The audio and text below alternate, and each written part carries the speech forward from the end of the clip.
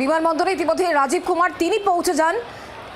তিনি আজকে এই মুহূর্তে যে ছবি আপনারা দেখতে পাচ্ছেন, বিমানবন্দরে রাজীব কুমার ডিজিপি তিনি আজকে পৌঁছন। কারণ বেসিকে যে অবস্থায় আজকে যুবভারতী ক্রীড়াঙ্গন ছাড়তে হয়েছে এবং তার নিরাপত্তা যাতে কোনো রকম কোনো ব্যাঘাত না ঘটে, নিরাপত্তা যাতে জোরদার থাকে, সে কারণে কিন্তু রাজীব কুমার তিনি নিজে স্বয়ং বিমানবন্দর চত্বরে পৌঁছে যান।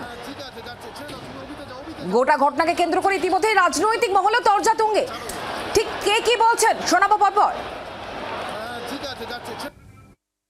আন্তর্জাতিক খ্যাতিসম্পন্ন একজন প্লেয়ার পশ্চিমবঙ্গে আসছেন, এটা তো পশ্চিমবঙ্গের জন্য অত্যন্ত গর্বের বিষয় ছিল, হওয়ার কথা ছিল। কিন্তু যবে থেকে এই প্রোগ্রামটা তৃণমূল কংগ্রেসের তরফ থেকে হাইজ্যাক করা হয়েছে, স্বরূপ বিশ্বাস হাইজ্যাক করেছে, অরূপ বিশ্বাস হাইজ্যাক করেছে, যারা ঢিল ছুঁড়েছে তারাও, বোতল ছুঁড়েছে তারাও তৃণমূল, সব অরূপ বিশ্বাসের লোক আমার কাছে যা খবর আছে। এবং শুধু তাই নয়, টিকিট বিক্রি হয়েছে 5,000 8,000 টাকা করে, এবং সেই টিকিটের কালোবাজারি হয়েছে। পুরোটাই একটা মেস, মানে মেসি অন মেস সেটাই হয়ে গেল।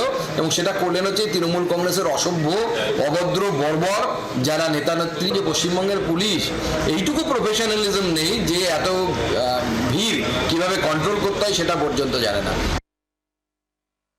যারা গ্যালারিতে টাকা দিয়ে গেছেন ওই ভিড়ের মধ্যে দেখতে পাচ্ছেন না, কোনো পরিকল্পনার মা বাবা নেই।